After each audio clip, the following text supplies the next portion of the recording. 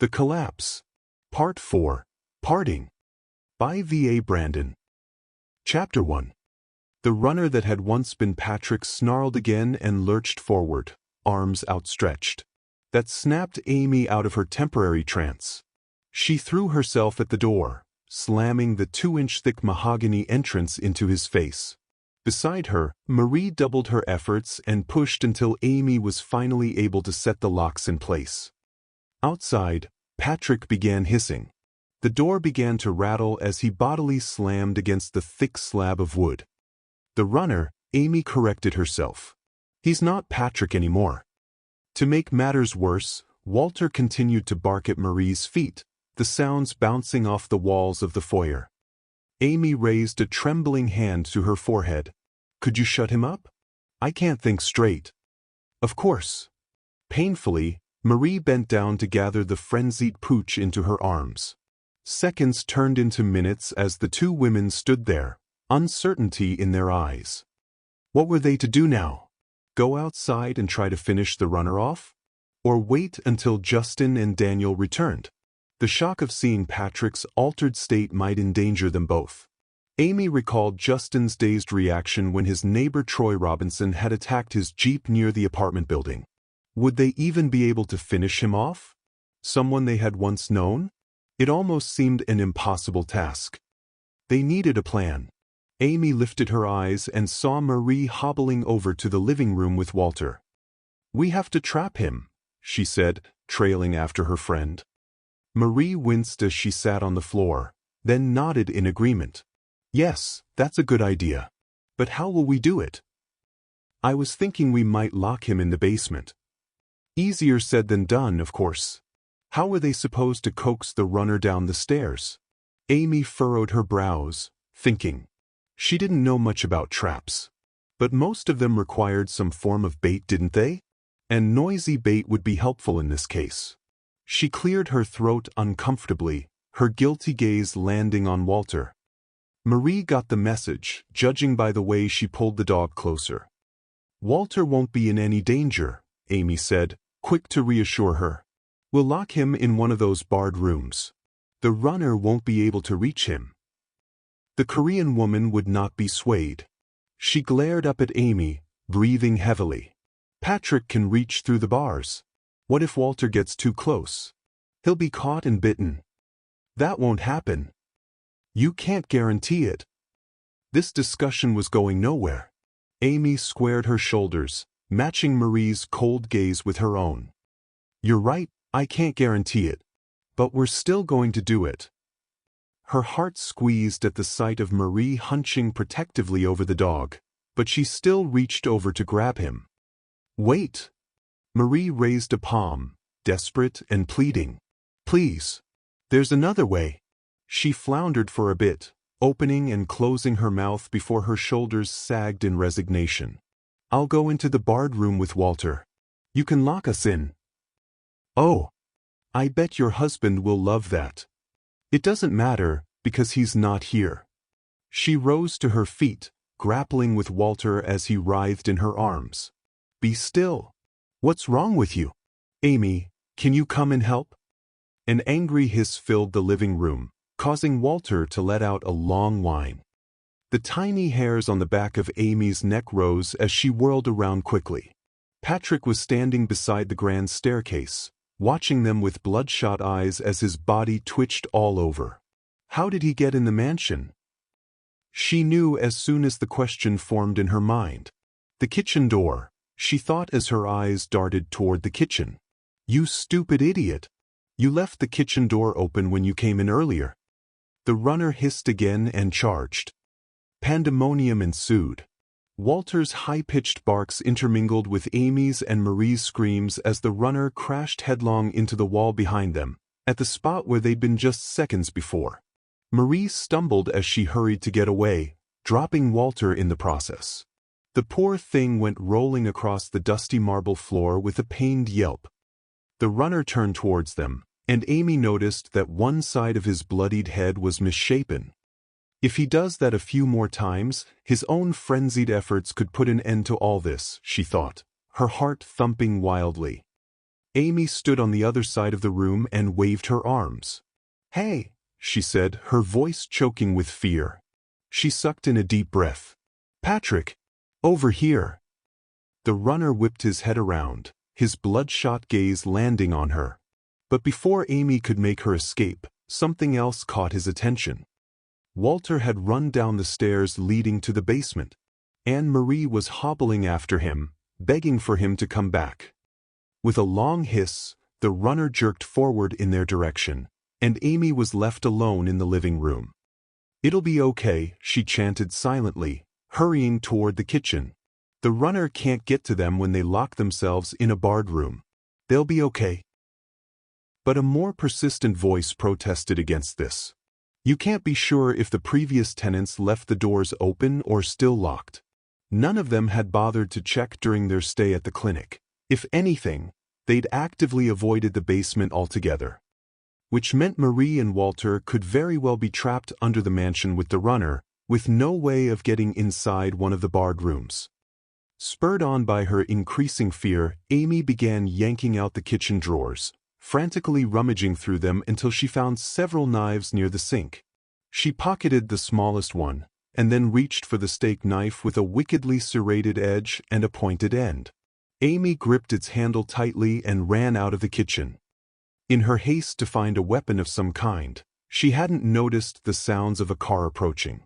Just as she reached the grand staircase, she heard banging at the front door. "Amy, open up. What's going on?" Justin rattled the brass doorknob violently. "Why is this door locked?" She almost wept with relief as she hurried to the foyer. As soon as she unlocked the door, Daniel burst in, his worried gaze sweeping across the living room. "Where's my wife?" "She's in the basement with Walter. We have to go down there right now. Patrick's also with her." Swallowing hard, she added, He's no longer human." Horror filled the men's faces as understanding dawned on them. Without wasting another second, Daniel ran toward the basement stairs, his knuckles white as he gripped the fire poker in his hand. Justin followed closely behind. Amy paused, undecided, then picked up a couple of the stray flashlights lying on the floor. The basement would be pitch black. There were no windows inside. She couldn't imagine the mind-numbing terror Marie was probably feeling at that very moment. The stairs creaked loudly under her thudding steps. Halfway down, darkness enveloped her, and she fumbled to switch on one of the flashlights. She could hear screams and incessant barking, along with Daniel's shouts reverberating through the basement. Metallic banging at sporadic intervals further added to the commotion. She leaped off the remaining few steps and entered through the wide corridor, flicking her flashlight here and there. This was the first time she had been in the basement. Dark mold dotted the expanse of the old walls like some kind of infectious disease. To the left, there was a row of barred rooms, reminding Amy of prison cells. She briefly recalled an image that had plagued her thoughts their first night at the clinic. Past mental patients, screaming and scratching at the walls below while saner patients drank refreshing lemonade and enjoyed the luxurious comforts of the clinic's estate above. By the looks of things, some of the patients had probably lived out their remaining days in the basement. One of the cells still contained personal items. An old coat, newspaper clippings, books with their hard covers torn off, and the head of a porcelain doll, its body nowhere to be seen. One eye was still open, its faint smile hiding terrible secrets. Shivering in fear, Amy pushed herself along, flashing the beam of light forward so Justin and Daniel could see. They were struggling with the runner, who was snarling and pulling at the bars.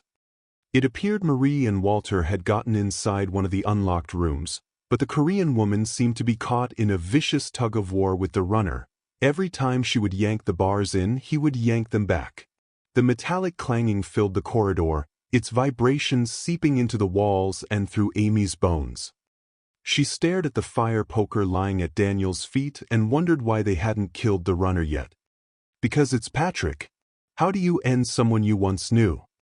She approached them and bent down to pick up the fire poker.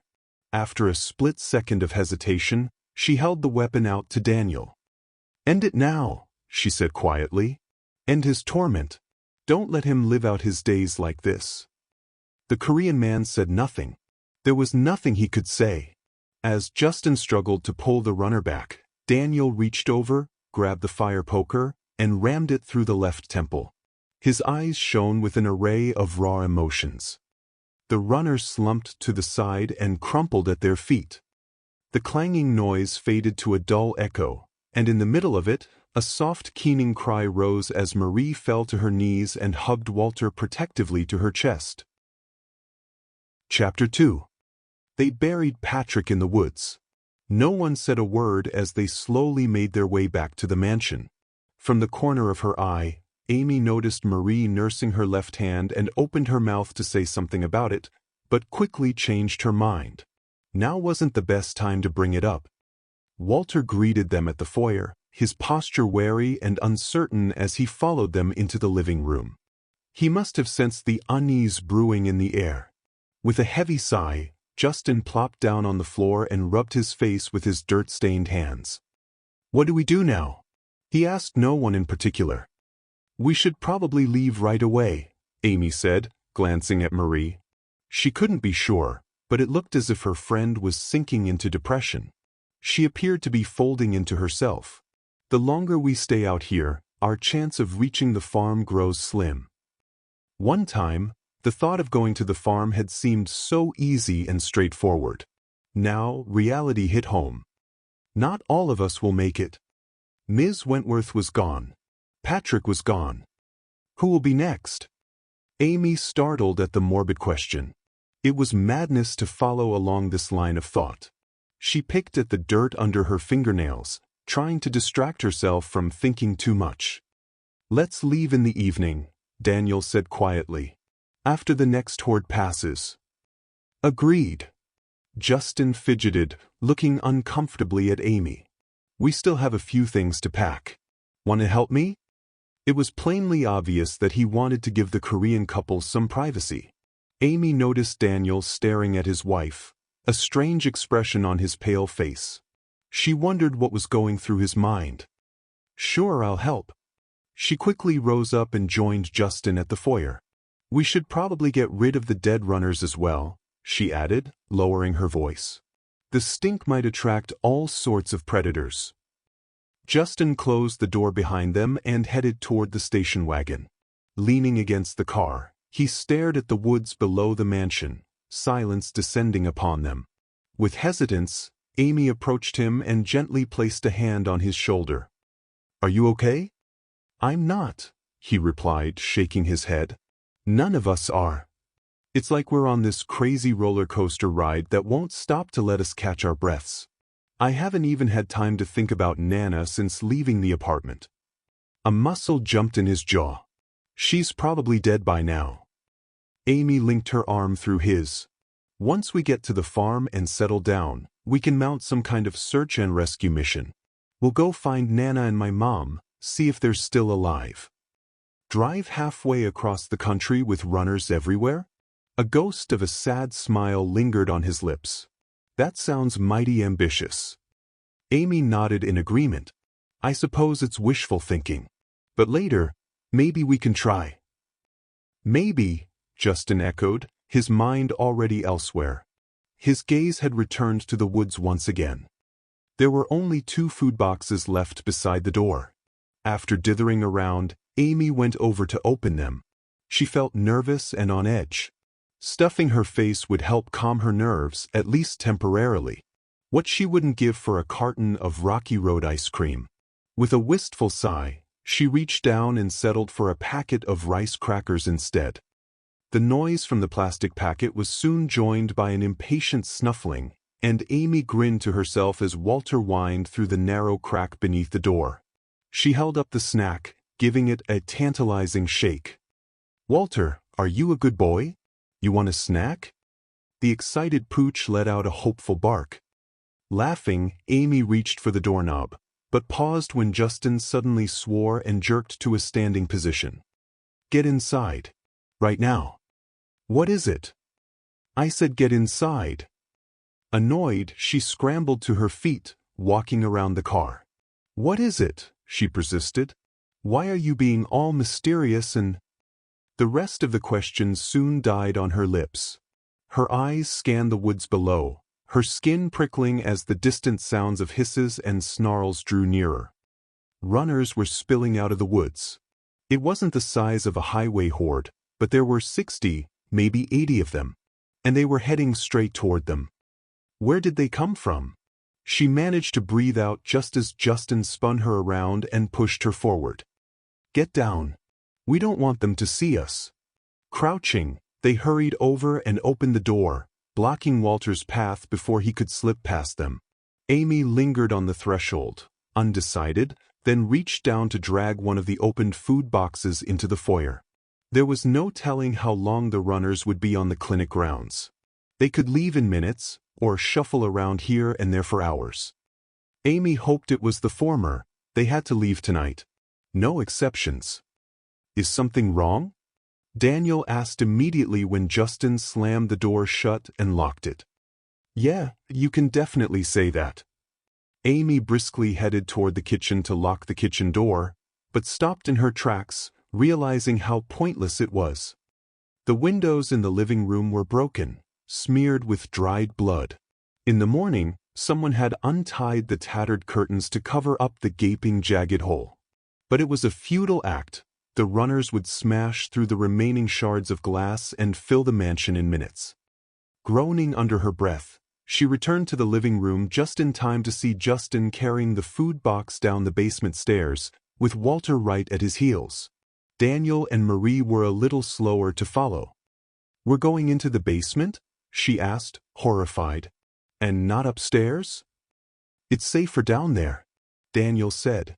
The basement door is thicker and stronger. Amy glanced at Marie. The Korean woman was staring at her feet, yanking on her left sleeve. Are you okay with this? It took a long time for Marie to answer. We don't have a choice, she finally said, turning away. Armed with their flashlights and meager weapons, Amy and the Korean couple trudged down the stairs and locked the basement door behind them. Luckily for them, one of the barred rooms had a working lock. It was rusty, but at least the previous tenants had stuffed its key inside the keyhole. Justin tested it a couple of times before locking the group behind the bars. How long do we have to stay in here? Amy asked softly, drawing her knees to her chest. The dank atmosphere of the basement gave her the creeps. An hour? Maybe even less than that. I doubt the runners will linger around. They're probably heading toward the highway. Justin momentarily fell silent as muffled snarls sounded above them. Or maybe not, he mumbled to himself with a sigh. Walter sat up and began to growl, baring his canines. Stay quiet, Amy commanded, pointing a warning finger at him. She cast a worried glance in Marie's direction, who was sitting in the far corner by herself. Normally, her friend would be hugging Walter, trying to suppress his growls. But she seemed oblivious to his presence now. What happened when they were in the basement with Patrick? A low bark startled her out of her thoughts. The incorrigible pooch was growing more excited by the minute. Frowning, she grabbed Walter and stuffed him under her arm. If you stay quiet, I'll give you a bone biscuit. With her other hand, she rummaged through the food box and pulled out his doggy treats. You want a biscuit, boy? Walter whined softly in response. A minute later, he lay there munching on his biscuits as Amy impatiently turned her attention to the group. I think they're gone. I can't hear anything above us. Daniel stirred beside Justin. Be patient. We must wait just to be sure. But Amy broke off, hesitant. She was being paranoid. She was certain of it. And yet she couldn't shake off that feeling of suspicion growing in her. Grimly, she raised her flashlight so she could see their faces. There's something I need to get. It's in the car. Not now. Justin's stern gaze settled on her. She waited for a beat, then blurted out, I need to get the first aid kit. What for? His brows knotted. Are you hurt? No, I'm all right. It's not for me. Then who? She paused to glance at Marie, who stared back with a frightened expression plastered across her face. Ever since Patrick's crude burial in the woods, she'd noticed the normally calm woman acting strangely, pulling at her shirt, her sleeves, as if trying to hide something. Amy bit her lip. "I'm sorry, but I need to know if you're okay or not." "We all do." Daniel stiffened as he caught their silent exchange. "What is it?" he asked quietly. Before either woman had time to answer, he scrambled over to his wife and grabbed her shoulders. "Are you hurt?" "Where?" When she didn't answer, he began to yank at her shirt to check her abdomen. Marie placed a hand on her husband's chest, stilling him. "When you calm down, I'll show you," she finally said, a slight tremor in her voice. Fear bloomed in Amy's chest. Suspicion was one thing, but to hear her friend actually confirm it was terrifying. A big part of her had hoped, even prayed, that she'd raised the alarm for nothing. "Why is this happening to us?" They gathered around Marie, their expressions ranging from wary unease to outright dread. The Korean woman bowed her head, drawing in a shaky breath, and then slowly rolled up her left sleeve. Her bare wrist revealed a deep bite mark caked with dried blood. A human bite mark. The others gawked at the wound in stunned disbelief. Chapter 3. Patrick bit her. "She's infected," Justin said, shocked. Daniel's head snapped up. "She's not." Swiftly, he rose to his feet and held his hand out. "Give me the key. I'm going to the car to get the first aid kit." "It's a bad idea," Justin countered. "The runners are still." "I don't care about them," Daniel answered fiercely. Justin stared at him, his eyes searching his friend's face. He must have seen something that convinced him. With a curt nod, he handed over the key. "I'm coming with you." "No." Daniel immediately went to unlock the barred door. "Don't be a fool. There might be stray runners left in the house." "I'll be quick. They won't see me." Amy saw the vexation on Justin's face and decided to step in. "I'll go with Daniel," she said hastily. "Just give me the bat, and we'll be back before you know it." That offer didn't seem to comfort him one bit. "You need to stay with Marie." "I was the one who wanted to get the first aid kit, remember?" Without waiting for a response, she plucked Justin's bat off the hard ground and hurried to the other side of the door. She peered at him as Daniel tossed the key through the bars. "Lock the door when we leave. But if you hear us shouting and running down the basement, that means we're being chased. You have to be right here waiting for us, okay?" Justin's jaw tightened, but he acknowledged her request by approaching her. He reached through the bars and wrapped his fingers around her arm. "Don't do anything stupid. Get to the car, get the first aid kit, and get back here. Don't stop for anything else." Amy frowned at him. "We know what to do. Now lock this door." And she shook him loose and followed after Daniel. As they walked toward the basement door, Daniel tossed her a glance. "He cares for you," she snorted under her breath. "He treats me like I'm his annoying little sister." "No. He cares for you. Very deeply, I think." They stood before the door, and Daniel leaned forward, listening. "Why didn't you want Justin to go with you?" He paused briefly. "I was angry with him. He was being calm and logical, caring for my safety while I was crazy with worry for my wife. I saw him as an obstacle between me and that first aid kit." He gave her a tight smile. "My reaction was childish and irrational. When we return, I'll apologize to my friend." They stood there for a bit longer, listening intently. After a while, Amy nudged his arm. "Are we going out or what?" Daniel looked over his shoulder. "You should go back." "Why? How many do you think are up there?" "I heard 2. Maybe 3. She pulled the door open and peeked up the stairs. "Are you sure?" she said. "I don't hear anything." Tiptoeing past the door, she turned off her flashlight and gestured at Daniel to follow her. The steps creaked beneath their feet, but they kept going. When they reached the top of the stairs, they hunkered down, warily glancing around. Nothing. No runners anywhere. Go and get the first aid kit, Amy said. I'll stay here and check around, make sure the first floor's empty. He paused, uncertainty filling his eyes. We should stay together. She stepped into the living room and made a quick inspection of the area before turning to face Daniel. We need to make sure this place is free of runners. If I see anything, I'll shout. He stared at her for a beat, then nodded. Very well. Be careful. After hurrying into the foyer, he unlocked the door and disappeared before her eyes in a matter of seconds. It was like watching a magician's act. Amy raised her brows, awed by the Korean man's swiftness, before turning to survey the damage in the living room. Twilight would soon be upon them, which meant the next horde would be passing through the highway if they hadn't already. She cocked her head to the side, listening intently. The second floor seemed quiet. There were no groans, hisses, or creaking wood as far as she could tell. Feeling optimistic, she ventured closer to the windows to check out the remaining pieces of glass littering the floor. Noticing small droplets of blood here and there, she crouched down to see if they formed a discernible trail. Maybe they would give her an idea of where the runners had gone. A gust of wind blew one of the curtains toward her, and she automatically lifted her chin to feel the cool breeze on her hot forehead. Except there was no breeze. Instead, the tattered material rested lightly on a dome-shaped object, rising higher and higher as the object drew nearer. And when the curtain fell away, a bald runner stood before her with half of its face gone.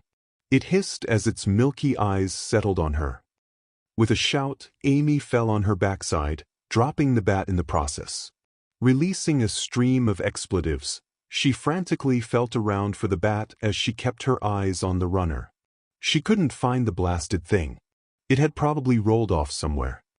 Is this how it ends? Am I next?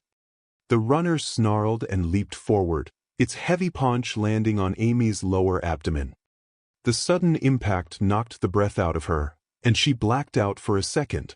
It could have been several seconds, she couldn't really tell. Still, she had sense enough to reach down and pull out the small knife she'd pocketed earlier in the day. The runner's yellowed teeth snapped at her, missing by a couple of inches. That was too close for Amy's comfort. It was time to end this. Tightening her grip on the handle, she raised her arm and plunged down, then pushed in deeper just to make sure it would stay absolutely irrevocably dead. The last thing she needed was an angry shambling runner with a vendetta chasing her around the clinic grounds. Amy! Daniel rushed over, lifting his foot to kick the deadweight off her. After some considerable effort, the runner slumped to the side and Daniel helped her to a sitting position. Are you all right? Were you bitten? Dazed, she felt along the length of her body. I don't think so. But that was close. She paused to look up at him. Did you get the first aid kit?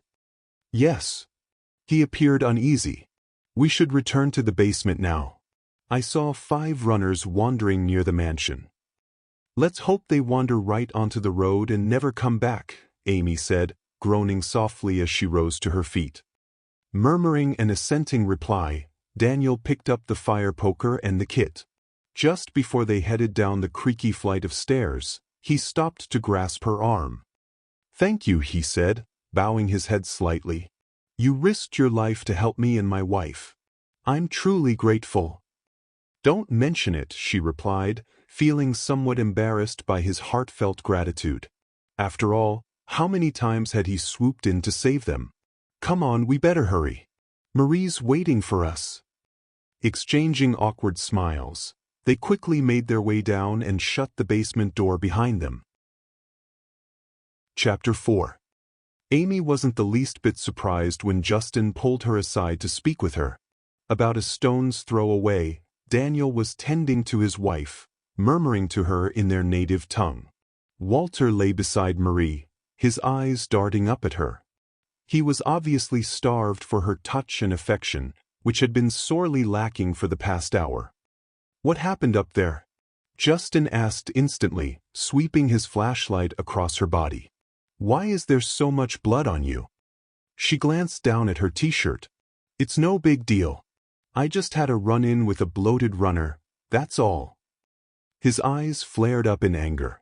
No big deal? You look like you were just mauled by a pack of wild dogs, and you say it's no big deal? Hey, I don't look that bad, she protested. He pinched the bridge of his nose, sighing heavily. I swear, you'll be the death of me one day. Now he'd gone too far. Sick of being treated like a child, she was prepared to tell him to go stuff it when Walter suddenly released a pained yip and rolled across the hard floor. Keep him away from me, Marie said, struggling against her husband. I don't want him near me. Startled by the commotion, Justin and Amy whirled around in time to see Walter cowering in the corner, holding up a hesitant paw in question. What's going on? Justin asked, approaching the Korean man. Worried, Amy went to the pooch and gathered him into her arms. The poor thing was still trembling. Marie buried her face in her hands. Just take him away. I can't do this. She began to weep in earnest. The images, why won't they stop? Concern bloomed to outright alarm as Amy watched Daniel trying to soothe his wife. What was her friend talking about? What images? What was going on? Justin crouched beside Daniel, placing a hand on his shoulder. We need to talk, he said carefully. Can you give me 3 minutes? Nodding, the Korean man rose up and joined Amy and Justin, leaving Marie to sit by herself. The poor woman quieted down, resting her cheek on her drawn knees. Her eyes were closed, her face gray and haggard. We can't tiptoe around this any longer, Justin said without preamble. Daniel stiffened, but Justin continued on. I'm sorry about what you're going through right now. But it's time to admit that your wife is clearly infected, and that she's getting worse. Daniel remained deathly silent. So what do we do now? Leave or stay? We can't leave, Amy said. It's getting pretty dark outside. Not to mention Marie needs to rest. Or we could just go as planned, Justin countered, frowning thoughtfully. Stay on course. Garrett said his friend stocked his farm with all sorts of supplies. He may have antibiotics. We could try to administer it intravenously, see if that fights the infection. While it sounded wonderful, Amy couldn't help noticing that his scenario contained a lot of ifs. Daniel stared hard at the ground, a muscle jumping in his jaw. I agree with Amy, he said finally, his tone flat. My wife needs to rest. But both of you should leave. I'll remain here with my wife. That's not an option, Justin said, shaking his head. We all leave or we all stay. Simple as that. And without waiting for an answer, he strode toward the door. Just before stepping out, he shot a harried glance at Amy. Where's my bat? Oh, it's in the living room. When Justin raised his brows, she hurried to explain. I dropped it when the runner jumped on me. His countenance grim, he stepped out and closed the door with a bang. I'm going to take a quick look around the mansion, make sure there aren't any runners about. And I'll bring some blankets and pillows on the way. What for? Amy stared at him through the bars. If the runners are gone, we can return to the living room, he finished for her.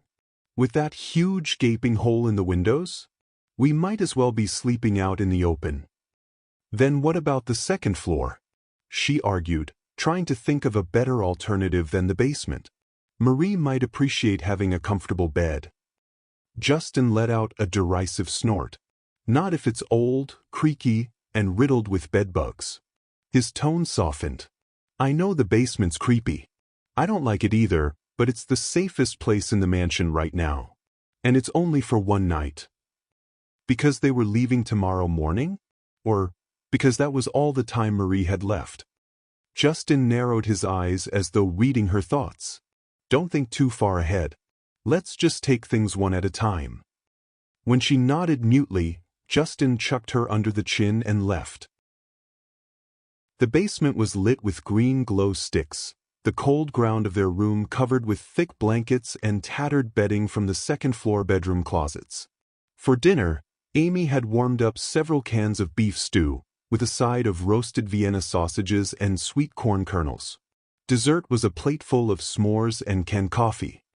I wish I could have made you a proper meal, Amy thought, glancing at Marie. The Korean woman's face was half hidden in shadows, but Amy noticed her friend's eyes darting frequently in Walter's direction. Was she feeling guilty about her harsh treatment of the dog earlier in the day? Marie's nervous eyes landed on Walter again, who was in the corner enjoying a doggy meal of chicken and liver. But this time, her breaths grew ragged as her gaze burned into his furry back. Or is it something else? Amy wondered, mulling over what she'd just seen. After dinner, she took the plastic plates to the living room upstairs and wiped them with a thick wad of toilet paper. Her motions slow and deliberate, she prolonged the cleaning for as long as she could. She was in no hurry to return to the basement. Several minutes later, there was the sound of soft footsteps, and Justin hunkered down beside her. "We should give Daniel and Marie some space," he said, his expression serious. "Maybe you and I could sleep here or in one of the second-floor rooms." "That's fine." She began piling the plates one by one. "I doubt I'll be able to get any sleep tonight anyway." He became quiet, and the sudden stillness felt so strange that Amy tensed. Frightened, she edged closer to Justin. "What is it?" she said immediately. "Did something happen?" He shook his head no. "Then what?" "I spoke with Marie for a while before coming up here." His jaw was tight. "You might want to do the same." "Why?" As soon as the question fell from her lips, she knew. "He thinks she may not live to see tomorrow." Her mind revolted against this thought. She would not entertain the idea of leaving her friend behind. Marie would get better in the morning, they would all leave for the farm, and Marie would see Benson again. She has to. She must. Amy found herself believing those words. "I know she will." Justin grabbed her shoulders, giving her a small shake. "Don't do that," he demanded. "Don't go into denial." "I'm not." She angrily pushed his hands away. "But I certainly don't accept your doom and gloom either. Weren't you the one who told me not to think too far ahead?" "I know I did, but—" "I'm going downstairs," she snapped, abruptly cutting him off. "Don't expect me to keep you company tonight." The pitying look on Justin's face only increased her ire, and she stomped down the basement stairs without sparing him another glance. Chapter 5. To give the Korean couple some privacy, Amy had taken Walter and spread several blankets along the wide corridor. She couldn't see them, but she could hear them speaking to one another in low, somber tones. Muffled sobs, interspersed with the occasional strained chuckle, broke the otherwise silent atmosphere. Even Walter remained quiet, except to release a deep sigh every now and then. Perhaps he too had finally sensed the gravity of their situation. He no longer begged for treats or to be petted. She stared at the shadows stretching across the moldy walls, thinking about the brief conversation she'd shared with Marie just moments before. Her friend had seemed calm, if a little feverish. They had talked about mundane things. Or rather, it had mostly been Amy nattering on and on. Marie had just listened, pulling her blanket tighter around her body. When Amy eventually ran out of steam, she'd asked the one thing that had been on her mind all night. "Are the images troubling you?" she asked tentatively. Marie nodded, her glittering eyes trained on Amy. "Yes. And they're getting worse." "What are they about?" Amy suddenly felt nervous, and she licked her dry lips. "You don't want to know. They're very bad." And their conversation had soon petered out after that. Later, as Amy stood up to leave, Marie had grabbed her wrist. "Take Walter with you." "Why?" "He's used to sleeping with you and Daniel." Undeterred, Marie had tightened her grip, causing Amy to gasp. "Has she always been this strong?" "I mean it." "Take him with you," Marie gritted out. Yet just beneath that stern tone had lingered another foreboding sound. Amy hadn't been able to identify what it was then, but as she lay on the corridor with Walter, watching the shadows macabre dance on the walls, realization gradually dawned on her. It was longing. And also hunger. Marie had wanted Walter to keep his distance, for his own safety. The infected part of her had wanted him around because it was getting hungry.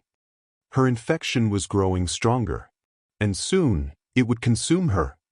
Shivering, Amy drew Walter closer to her chest for comfort. The pooch whined softly, a sad sound meant for Marie. The poor thing was obviously yearning to be by her side.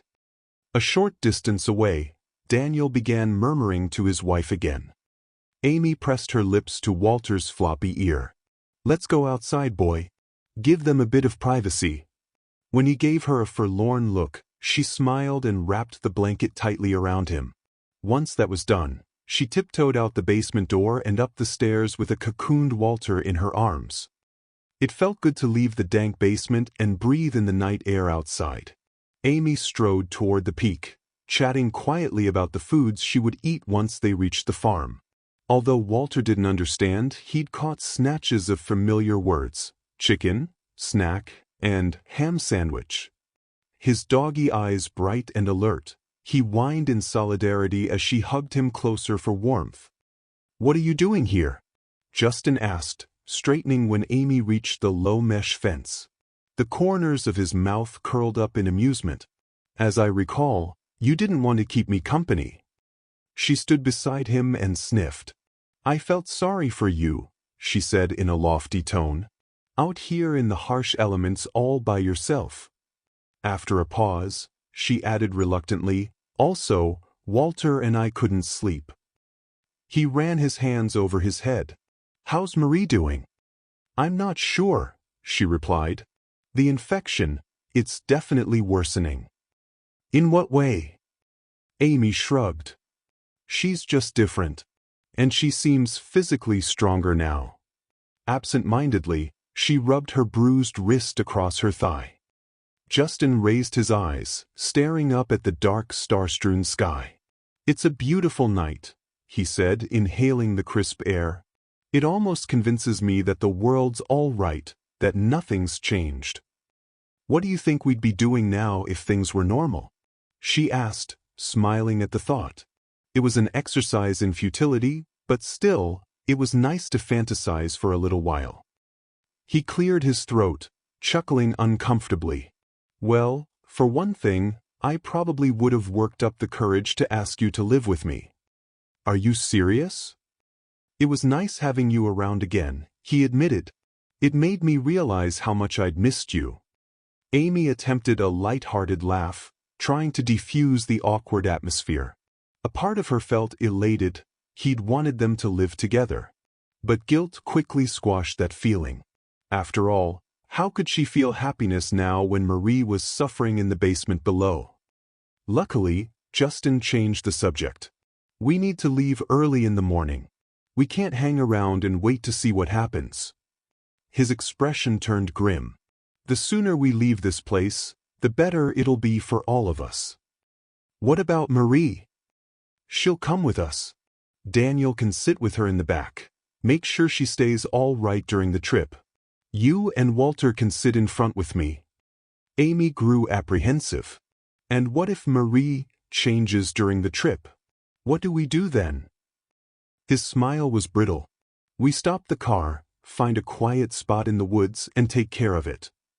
The last part of his response was too much for Amy. She buried her face in Walter's fur, trying to hide her emotions. "Daniel would never agree to that," she said, mostly to herself. "Maybe. Maybe not," Justin said, his manner cryptic as he headed down the hill. Amy hurried after him, tightening her hold on Walter. "But we'll deal with that when the time comes." They went back to the mansion, but decided to seek refuge in the station wagon instead. Walter immediately dragged his blanket into the back seat and settled in. With a mighty yawn, he curled into his makeshift nest and fell fast asleep. Amy watched him from the front, feeling an unexpected pang of sadness for the dog. She didn't know much about pets in general, having never owned one, but her limited understanding was that many pets became emotionally attached to their owners. Granted, Marie was only a temporary substitute, but still, How would he react when Marie was no longer in his presence? "What are you thinking?" Justin asked, startling her from her thoughts. She shook her head, then reached out to wipe the foggy window beside her. "It's nothing important. Just feeling a bit nervous, that's all." "At least try to get a few hours of sleep," he advised, resting his legs on the dashboard. "We have a long drive ahead of us in the morning." Dutifully, Amy lay back and stared at the twinkling sky, hoping that sleep would come. She stared and stared, then stared some more. Finally, out of sheer desperation, she began counting imaginary sheep leaping over an imaginary brown picket fence.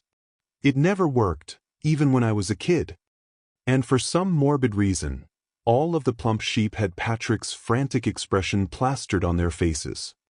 With a soft groan, she lifted her head and checked the time. It was 4 a.m. She'd been staring at the sky and counting humanoid sheep for almost 2 hours.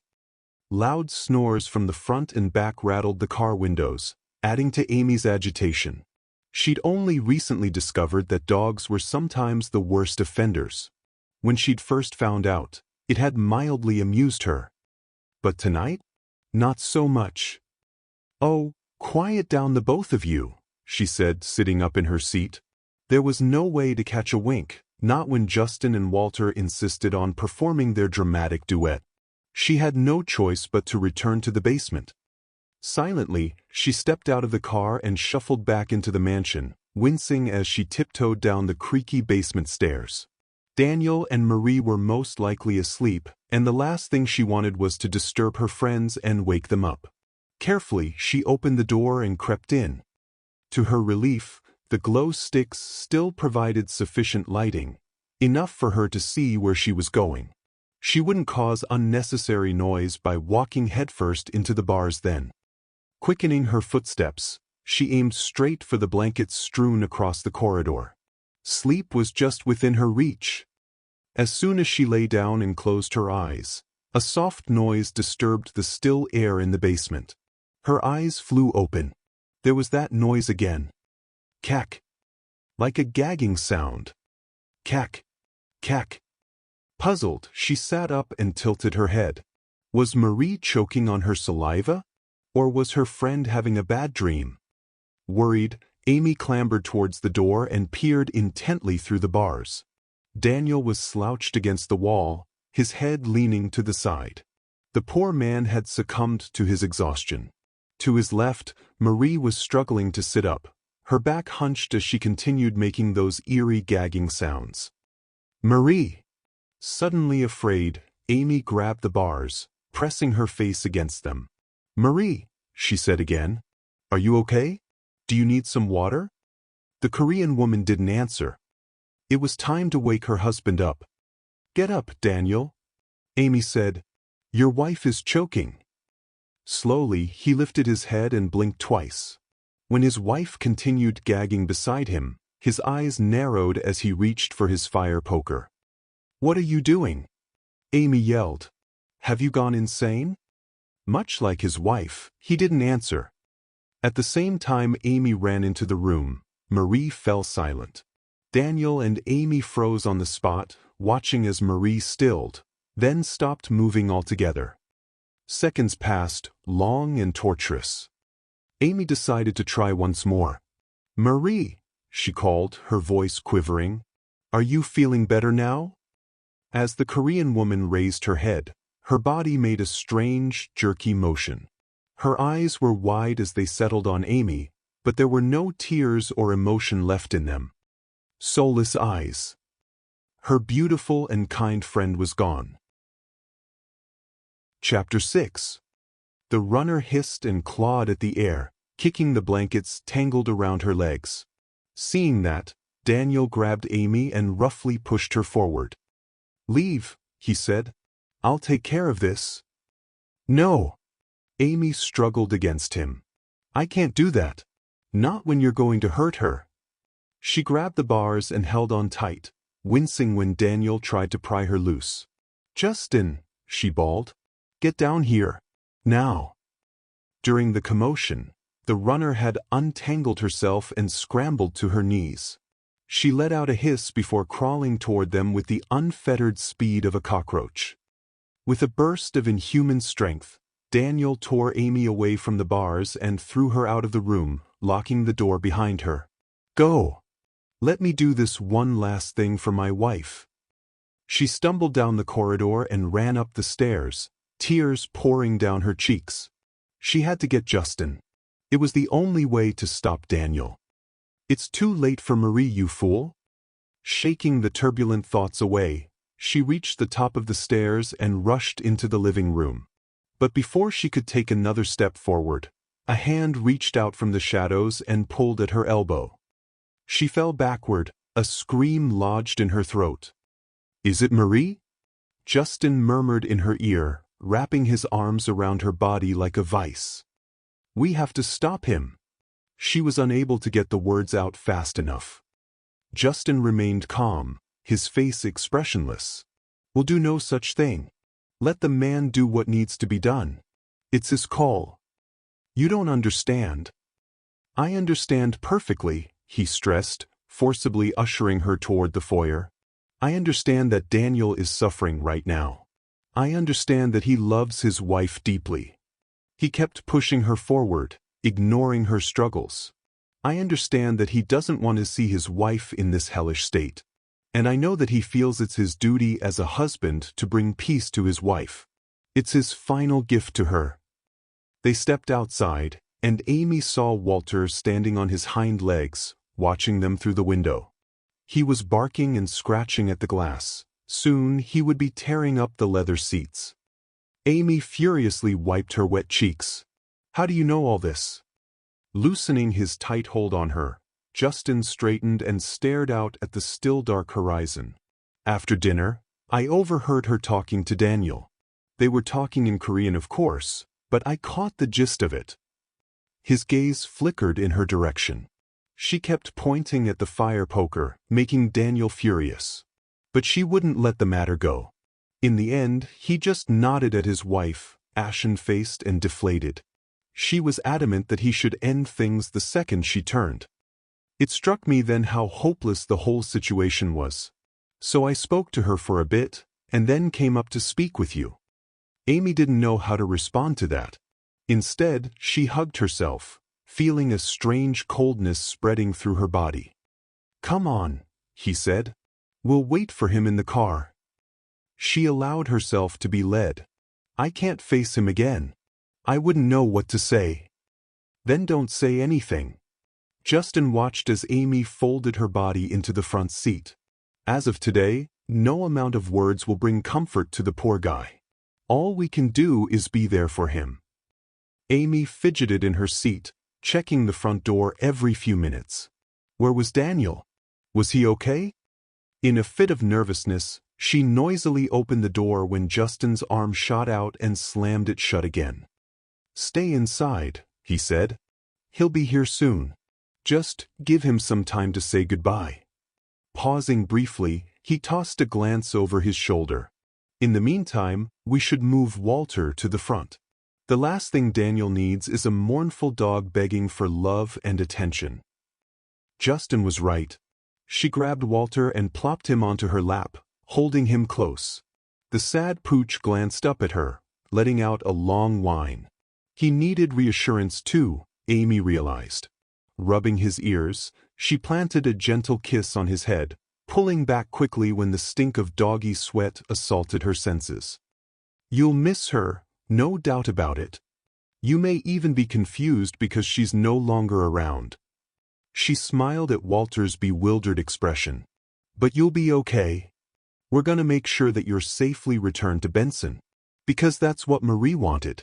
It's what kept her going." The thought of Marie not seeing Benson ever again was too much for Amy. Holding back her tears, she hurriedly looked out the window. The hue of pinkish gold stretching across the horizon was warm and welcoming, indicating a brand new day. It was the exact opposite of how they all felt. It was almost taunting. Minutes later, Daniel emerged from the mansion, painfully making his way to the station wagon. He was still gripping the fire poker in his hand. Justin immediately jumped out of the car and went to speak with him. Amy, however, was a little slower to react. My friend is gone. She's really gone. Amy had to calm down for Daniel's sake. When he yanked open the door and slowly slid across the back seat, she shifted around to look at him. Daniel, I don't know what to say. I'm so sorry. There was blood all over him, face, arms, and clothes. Drawing in a shaky breath, he leaned back and closed his eyes. Thank you, he said hoarsely. You were a good friend to my wife. I thank you for that. Justin closed the door and walked over to the driver's seat. After settling in, he turned to the others. Are we ready to go? Amy didn't want to leave yet. Shouldn't we? She trailed off, uncertain as she peeked at Daniel. Nervous, she tried again. Marie needs to be buried. Daniel opened his eyes. No. I placed her in one of the second-floor bedrooms. Then I barricaded the door. Nothing can get in. Silence, then he murmured, the only way in is through the balcony. But it's quite high. I see. She couldn't blame him for not wanting to bury his wife in the woods, where Patrick had been crudely buried. The Korean man suddenly bolted up in his seat. Where's Walter? He's right here. Give him to me. Taken aback, Amy let the pooch crawl his way to the back seat. A flicker of emotion shone in Daniel's dark eyes as he gathered Walter into his arms. Then it was gone as quickly as it had come. We will go. Right now. Daniel ran his hand through Walter's fur. We need plenty of time to finish this. We can't be delayed by runners today. With a nod of acknowledgement, Justin steered the station wagon down the path and through the gates of Green Hill Clinic. They were finally on their way to the farm. But Amy became apprehensive as Daniel's words reverberated in her mind. We need plenty of time to finish this. Finish what? What had he been talking about? Behind them, the clinic's mansion grew smaller and smaller until it disappeared entirely from their sight. Chapter 7. Their drive was surprisingly quiet and obstacle-free. In the last hour, Amy had seen 5, maybe 6 runners. A couple of them had given chase, but their legs had been too ravaged to sustain it. Eventually, they had buckled over in the middle of the highway, dragging their skeletal bodies aimlessly across the asphalt. Amy felt a strange prickling sensation along her neck and turned around to find Daniel staring at her. The scant number of runners wasn't the only thing she had noticed in the past hour. She had caught the Korean man quietly watching her from the back seat, gently stroking Walter's fur. At first, she had just assumed that he was staring into space, and that she had simply been in the way. But it had happened again and again, enough to make her nervous. So the question remained, why was he staring at her like that? Are you all right? She asked, breaking the silence in the car. It was a dumb question. Of course he wasn't all right. He had just seen his wife turn into a runner and ended her the minute she turned. Under the circumstances, the man was behaving like a gentleman. Daniel stirred, as if awakening from a deep slumber. I'm fine. Just thinking. Justin studied him through the rearview mirror. Are you feeling unwell? I can stop if you want. No. Don't stop. Just keep driving. He looked out the window, caressing Walter with consistent, almost robotic strokes. Minutes later, his gaze returned to Amy once more. She decided to ignore his stares and focus on more important matters. Do you still have that map Garrett drew for us? Justin nodded. Yeah, it's in my pocket somewhere. Clutching the steering wheel with one hand, he fished around his front pockets with the other until he pulled out a wrinkled piece of paper. Here you go. Thanks. It was a simple map, with only the barest essentials drawn on it. Above a small circle were the words Harold's Diner, with an arrow going straight and bending to the left. Farm had been scrawled at the end, along with 2 miles. Have we passed any diners yet? She asked. Or anything that even remotely resembles a restaurant? We haven't. It was Daniel, bringing her reluctant attention back to his stares. Don't worry. We'll find it soon enough." With a sigh, she leaned back and rested her feet on the dashboard, pushing the paper into her front jean pocket for safekeeping. Silence reigned once more, broken only by Walter's occasional whine.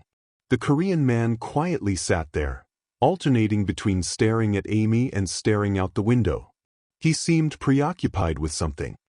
Amy couldn't stand it. She couldn't stand the heavy silence and the intense stares he kept shooting her way. She turned around again, ignoring the small inner voice that warned her to leave him alone. "Tell me about Marie." When he didn't respond, she added carefully, "How did you two meet?" The continuing silence made her wonder if she had indeed overstepped the line. Justin certainly thought so, judging by his disapproving glance.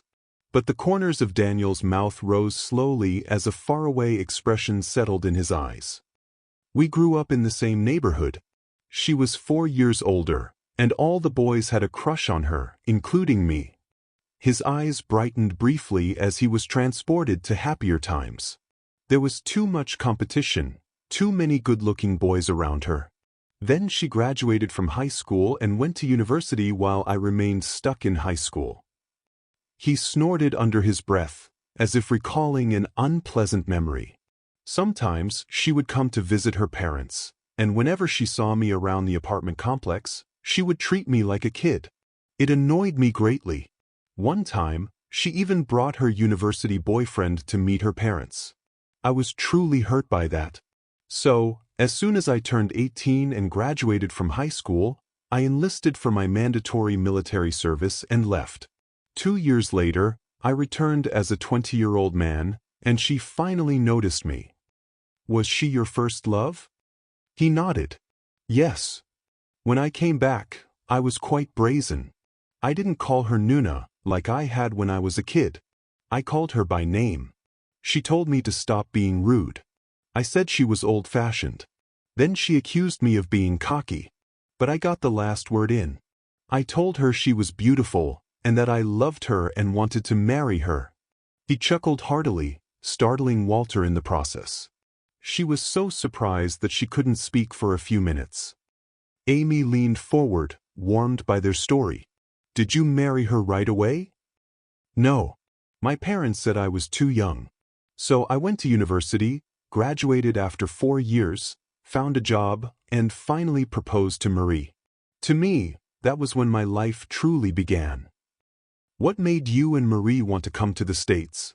Justin asked curiously, glancing at his friend through the rearview mirror. The question seemed to deflate the Korean man a bit. "My parents wanted a grandchild, but it was difficult for Marie to carry the baby for the full 9 months. She would always miscarry. Later, the doctor told us she had an abnormal uterus. We were gently told to consider adoption instead." A look of somber reflection flitted across his face. "My mother was very upset by this. One time, she even asked me if I would consider divorce." Divorce? I was so angry that I couldn't speak to her for 1 whole month. I decided that Marie and I needed a break from everyone. My parents, her parents, the pressure our society puts on us, all of it. So we applied for a language course and came here." His expression turned contemplative. "It was a good year. We had peace, and we only had to focus on each other. No one else." But instead of graduation to cap off their good year, they had seen the collapse of the city's infrastructure, had witnessed a mysterious pandemic virus changing people into mindless cannibals, and worst of all, one had been forced to end the life of an infected spouse. Who in their right minds could have predicted any of this? Daniel's eyes glittered as they locked with Amy's own. That look was back in his unsettling gaze again. For a moment, he didn't say anything, but simply stared at Amy. After several long seconds, he stirred from his trance. "I think I see something in the distance. Is it our diner?" She tore her gaze away and peered ahead. There was something there, but it was too far away to tell. "Keep your fingers crossed," Justin said, excitement in his voice. "Because we need to get off this wretched highway, and soon." And he pressed down on the gas pedal, bringing them closer toward the small, unidentifiable building. Chapter 8. I don't believe it, Amy said, staring at the prefabricated building. We're finally here. The station wagon sat idling a few yards from the abandoned diner. Broken windows revealed that the diner had been looted. There were only a couple of chairs strewn across the dusty floor. The only thing that remained untouched was the Harold's Diner sign floating above the flat roof. We're finally close to the farm. With a sigh, Daniel leaned back against the seat, patting Walter's head. Good, he said almost to himself. Justin veered the station wagon to the left and drove up a narrow path, kicking up clouds of yellow dust behind them. Nervous energy began to fill the stifling air inside. They were almost there. Would Garrett's friend accept them? Or would he refuse to take in 3 survivors and a dog? They were extra mouths to feed after all. And, equally important, would the farm remain a safe haven at least until the government initiated plans for a citywide evacuation? It felt strange to have concerns and thoughts about the future. Their lives had been so singularly consumed by the need to reach the farm that there hadn't been room for much else. But things were finally progressing. Amy cheered at the thought. As far as she was concerned, progress was always good. She startled when the car crawled to a stop. What is it? Did we run out of gas? Look over there. Justin jerked his chin to the left. About 20 yards away, a bloodied runner was crouched on the dirt ground, ravaging a clearly dead body. Disgusted, Amy turned away, but something about its victim drew her back. She leaned forward reluctantly, peering through the windshield. The scene before her made no sense. The runner was emaciated, loose, leathery skin hung over bones like an ill-fitting suit. But the victim was burly and almost 3 times the size of his attacker. Had the runner surprised him from behind? Before sense could dictate otherwise, she opened the door and stepped out. Amy, get back in, Justin called out, but she ignored him and ventured closer to the left where the victim was lying. She heard a low curse as the 2 men quickly joined her. Don't you see the runner right there? Justin said, gripping his bat. What if he decides he wants to eat you instead? And you don't even have a weapon. I wanted a closer look, she said, reaching out to snatch the bat out of his hand. He didn't resist her, but only raised his brows and watched as Amy snuck up behind the runner and smashed the bat down on its head. The runner crumpled over the dead man. Making a disgusted sound, Amy pushed the dead weight away with her foot. The 3 of them stood in silence, staring at the dead man's ravaged body. Daniel seemed morbidly fascinated by the sight. His dark eyes gleamed as he caressed Walter's furry back. Then he cleared his throat and spoke. I recognize him, he said. He's the one who stole Justin's Jeep. As soon as he said it, Amy slapped a hand to her forehead. He was absolutely right. The dead man was the leader of the group that had accosted them in the woods. Unlike a leader, however, he had driven off with Justin's Jeep, leaving his companions behind. She crouched and studied his face. Weeks ago, his goatee had been trim and neat, like a man who cared about his appearance. Now, said goatee had grown into a tangled beard, with wiry gray hairs streaking through it. Justin nudged her on the side. You see that? He asked, pointing at the man's chest. Curious, she leaned in closer. Was he shot? Straight through the heart, it seems. Justin tossed a harried look at the dead runner. I bet this one was an opportunist. He saw an unresisting meal and began feasting on it. Daniel glanced around the open fields. It's unsafe for us to be out here. The shooter could still be nearby. Nodding in agreement, Amy stood up and dusted the dirt off her knees. You're right. We better get going. She straightened, but paused as her gaze dropped to the dead man once more. Do we just leave him like this? Daniel strode toward the car with Walter. There's no time to bury him. We must go now. The morning heat rose sharply, indicating another hot day. As Amy settled into the front seat, she wondered if the worsening stench would attract passing runners from the highway. Let's hope the farm has some sturdy fences, Justin said, and Amy knew he had the same concerns. Shooting him a grim smile, she slammed the door shut and deliberately ignored the dead man as they drove past. "I will not feel sorry for you." She kept repeating this mantra in her head, as if to convince herself that she didn't care. He had stolen their food and jeep and left them to perish in the woods. His death was his comeuppance. And yet, a dull, persistent ache throbbed in her heart as they drove up the dusty road. A couple of times, they had seen small groups of runners wandering across the open fields, and one or two had given chase. This worried Amy. Did groups of runners often pass the farm? Had they ever tried to attack it, knowing there were people inside? An even worse thought intruded on these questions. What if there was no farm left? What if Garrett and Benson, in fact, everyone, were dead? There was nowhere else for them to go, no other place of refuge. Growing nervous, Amy began scanning the horizon for mesh fences and barns. She couldn't see anything. 5 minutes later, she felt her stomach drop when they reached a wooded area. What's that? The road ahead was blocked, with large signs in red letters warning them to stay where they were. "No trespassing, do not enter, trespassers will be shot," Justin read, letting out an incredulous laugh. "I guess Garrett's friend isn't exactly the welcoming type." "What do we do?" Amy certainly hadn't been expecting this. "We don't have a choice," he replied, staring hard at the chain-link security fence. "From here on, we go on foot." "But what about the food boxes and the station wagon? We can't just leave them out in the open." Furrowing his brows, Justin studied their surroundings. "Maybe we can hide the car behind the trees. And we should stuff as much food as we can into our backpacks. When we settle into the farm, we'll come back for the rest later." That sounded like a plan. Feeling a bit more optimistic, Amy hurried out the door and ran straight to the back of the car. After tearing open several boxes, she began pulling out bottled water, several first aid kits, and cans of spaghetti and meatballs. She had no idea how long it would take to reach the farm on foot. For all she knew, they could very well be spending the night in the woods. Grumbling under her breath, she grabbed handfuls of matchboxes, along with several packs of batteries and flashlights, and dropped them into 3 backpacks.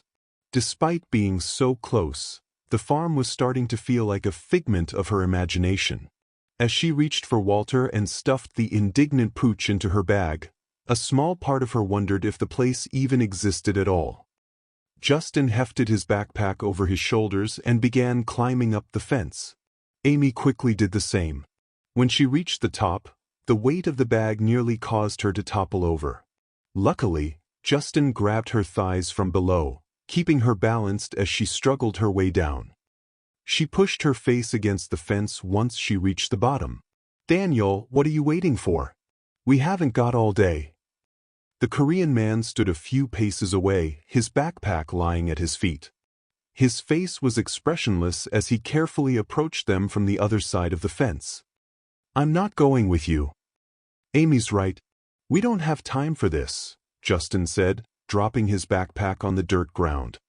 He was about to climb up the fence again when Daniel held up a hand. "Please. You're wasting your energy. You can't make me go with you." "Stop saying that," Amy said angrily. "If you don't go, then we aren't going either. Last night, I made love to my wife." He slipped it in so matter-of-factly that it took a moment for Amy to process what he'd actually said. "I made love to my wife. So what?" It wasn't like Marie had bitten him. Reluctantly, Amy lifted her eyes and saw Daniel peering at her carefully, as if he were reading her mind. He nodded slowly, his penetrating gaze on her face. "Yes. I'm infected." "You don't know that," she shot back, her voice quavering. "But I do." Amy and Justin stood there, clutching at the fence as heavy silence fell upon them. What could they possibly say to make him change his mind? How could they convince him that he wasn't infected? Daniel leaned in. "Do you remember how Marie acted around Walter? From the moment she was infected, she didn't want him anywhere near her. Do you know why?" A grim smile twisted his features. At first, I didn't understand myself. But now I do. He edged even closer to Amy. When I look at you, do you know what I think about? I think about all the terrible things I want to do to you. I think about ravaging your body and pulling everything out. I am repulsed by this, but equally enthralled by the images. But do you know what the worst part is? This hunger is getting stronger. I can feel it. He closed his eyes briefly, inhaling a shaky breath. Soon, I won't be able to differentiate between fantasy and reality. It's unsafe for you to be near me. Why did you make love to your wife? Justin demanded. Why would you infect yourself on purpose? Daniel let out a humorless chuckle. How could I not? I wanted to love her one last time. She refused, of course, but I insisted. His countenance darkened. Don't judge me. It was my choice. Without my wife, I have no reason to continue on. Where will you go? Amy said, wiping at her tears. You can't just stay out here by yourself. It's too dangerous. His fingers reached through the fence and clutched her hand. I'll return to Green Hill Clinic. I can't leave my wife there. It's too lonesome. He looked uneasy, then added, I'll need the station wagon. Justin pulled the car keys from his pocket and handed them over. You might as well take the rest of the food boxes too. Tense silence fell upon them again as they stared at each other through the crisscrossing chain link. When Daniel turned to leave, Amy tightened her hold on him. Why did you come with us if you weren't even planning to go to the farm? She said, trying to delay the inevitable. Why didn't you just stay at the clinic? He gave her a sad smile. It was my desire to see you both reach the farm. Unfortunately, my journey ends here. A muscle jumped in his jaw as he glanced away. Please make sure Walter gets to Benson safely. It's what Marie wanted. I'll do that, Amy said, unable to control her streaming tears. She couldn't let him go. Not yet. Daniel gave a gentle tug. My wife is waiting for me. I have to go now. Her strength sapped, she finally released him from her death grip. Good luck, my friends. And stay safe. Justin nodded slowly. Goodbye. If you change your mind, or if you find out that you're not infected. The Korean man shook his head. As far as he was concerned, that was not going to happen. Amy stared as he settled into the driver's seat and drove down the dusty path. She stood there even when she could no longer see the car. She stayed and listened to the fading sounds of the engine, until only the low buzzing sounds of insects remained in her vicinity. Even then, she pressed herself against the fence, hoping that he might somehow change his mind and return. Please, Daniel. Come back to us. Agonizing minutes passed. He didn't return. And deep down she knew he was never coming back. Chapter 9. Justin gave Amy a small nudge. We need to get moving. It's not safe to be out in the open like this. Okay. She pulled away from the fence, mentally and physically exhausted. There was no point in hanging around the area like some abandoned pet waiting for its owner to return.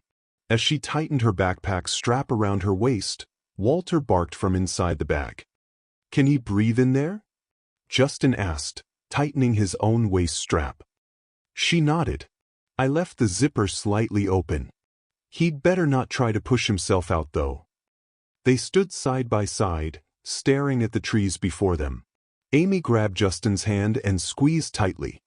He seemed a little surprised, but he gently ran his thumb along the ridges of her knuckles. It's just the two of us now, he said, emotion in his voice. I don't know what's waiting for us beyond those trees, but I'm not losing another friend again. Especially not you. Agreed. Then, on impulse, she stood on her toes and pressed her lips against his. Immediately, Justin wrapped an arm around her neck and pulled her close, deepening the kiss. There was something almost desperate about the way they were clinging to each other, as if they were afraid that they might not get a chance to say goodbye should things take a turn for the worse. Justin was the one to finally break the kiss, Are you ready to go? He asked, cupping her left cheek. She nodded, flushing. Let's get this over and done with.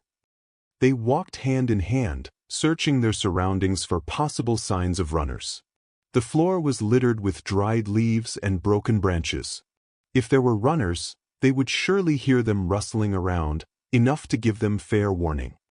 A moment later, Justin picked up a long, sturdy-looking branch and handed it to Amy. What's this for? He raised his brows. You don't have a weapon, so I'm giving you one. It's too heavy. It's better than nothing. She stared pointedly at Justin's baseball bat. How about you give me that bat, and I give you this sorry excuse for a weapon? He shook his head, a small smile playing on his lips. Fine. If it'll make you feel better. As soon as they exchanged weapons, Justin tested his branch by swinging it hard into the ground. He paused, then did it again. What are you doing? He took another swing at the ground. Just want to make sure it feels strong but light enough in my hands. Pausing briefly, he ran his fingers along the bark. It's not bad, actually. A bit long, but beggars can't be choosers. Amy leaned in, frowning.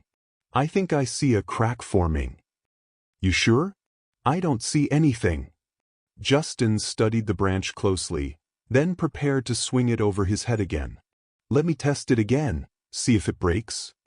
A strange sound pierced the otherwise tranquil atmosphere of the woods. There had been a bit of squeaking, grating and unpleasant, like something snapping shut.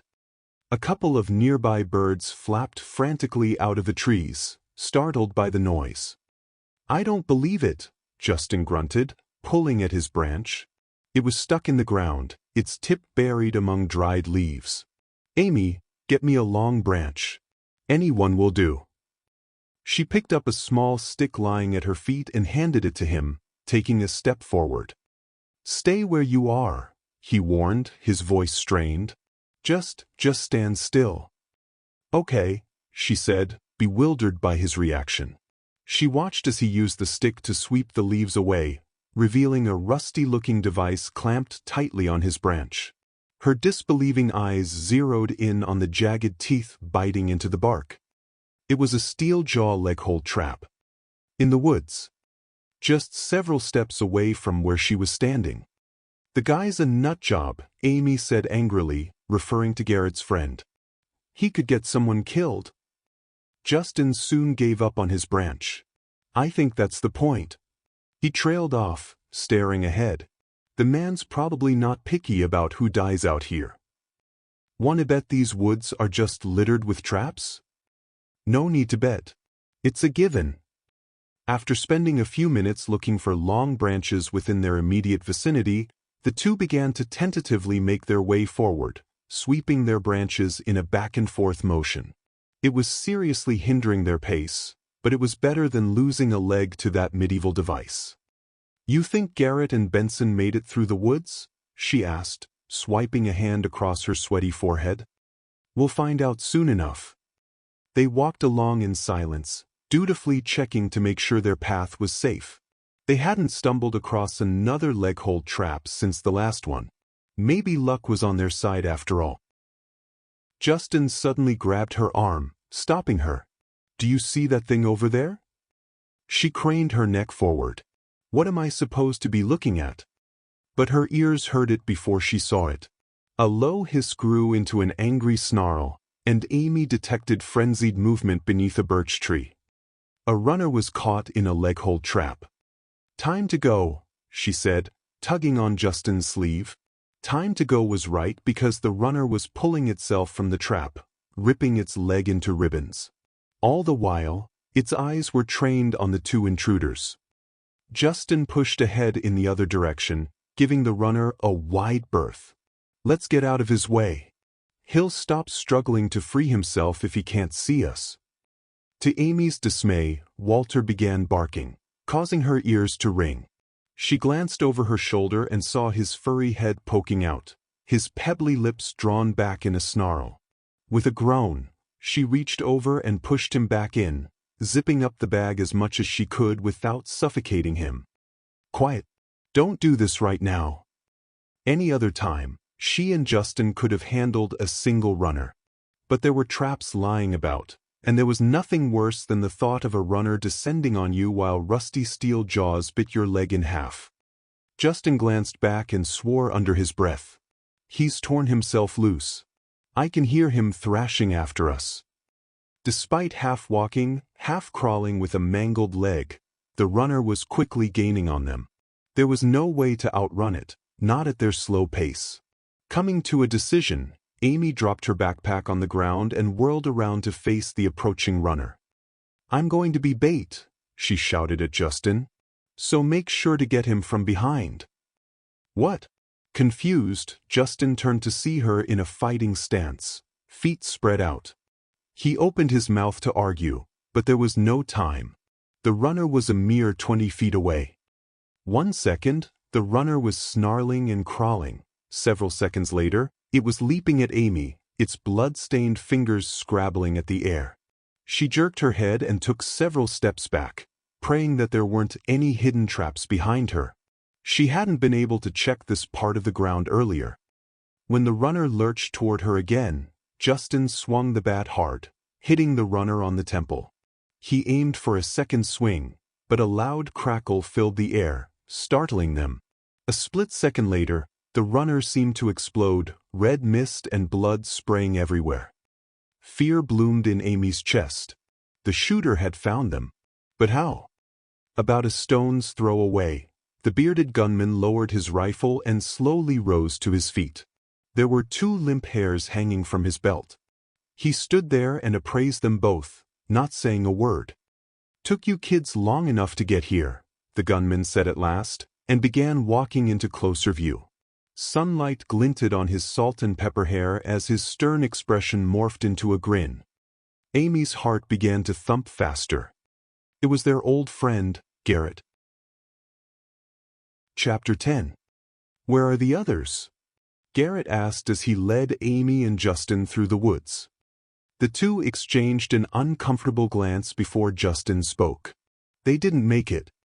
I want to hear everything tonight, Garrett ordered, sidestepping a leafy spot to his left.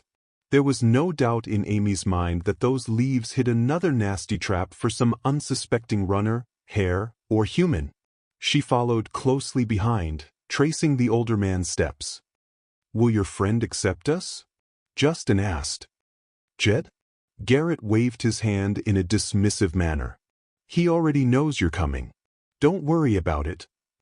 It took another 15 minutes of traipsing through the woods before Amy saw something that brought tears to her eyes. It's the farm, she said, staring at the tall wooden fences surrounding the small plot of land. She could hear the faint whinny of a horse and what sounded like the clucking of chickens in the distance. Garrett gave her a bearded smile. Welcome to your new home. As they made their way toward a 2-story lodge, a small boy ran out of the barn, pumping his thin legs as fast as he could.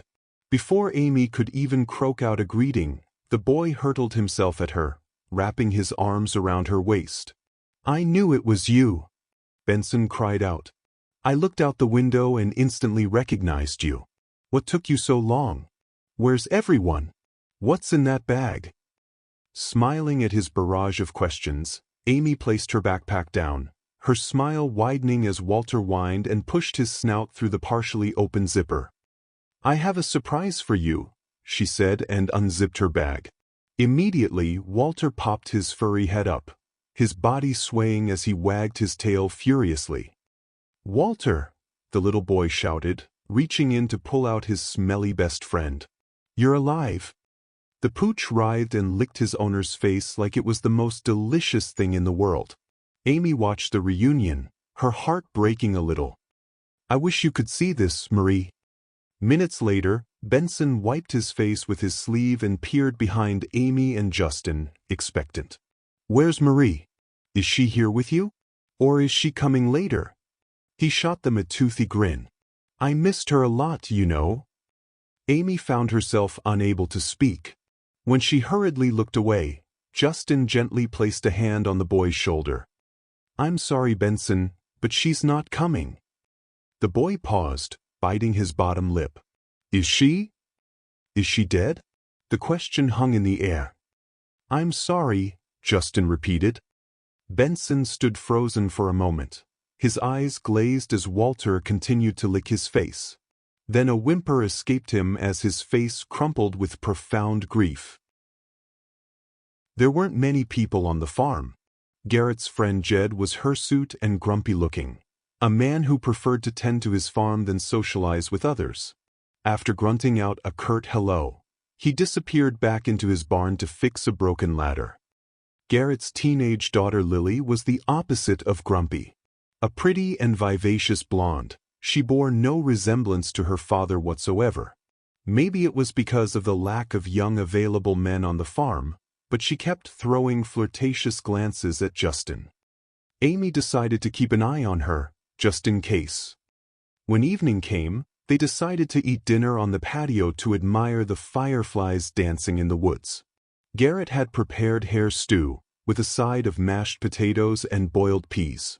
For dessert, they had peach cobbler. It was so scrumptious that Amy and Justin had seconds.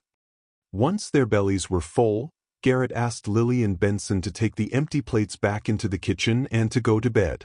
Walter tagged along after them, his full attention on Benson. As soon as they left, the older man turned to Justin. Tell me what happened to the others.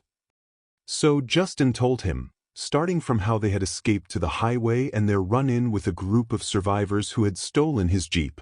Then he paused for a bit. We saw the leader lying on the side of the road, he said carefully. He'd been shot. I did that.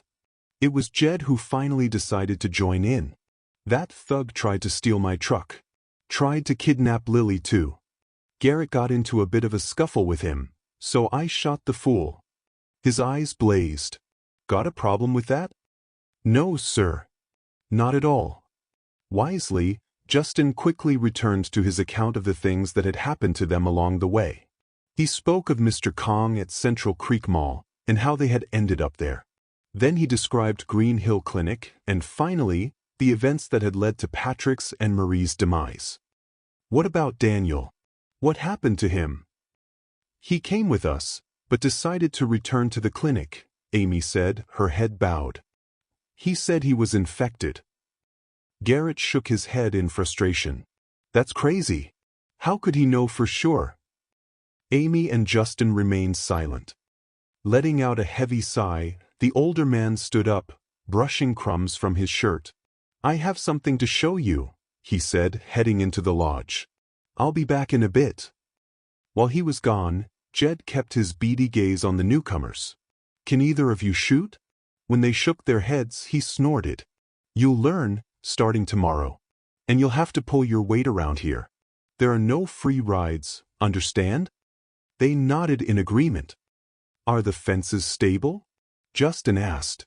Have you had problems with runners trying to get in? Jed suddenly grinned. Garrett told me that's the nickname you gave them. Runners. It's not bad. His grin soon slipped away, replaced by annoyance. They've tried, but I usually just take them down if they get near. Have you seen the hordes? Amy exchanged a glance with Justin.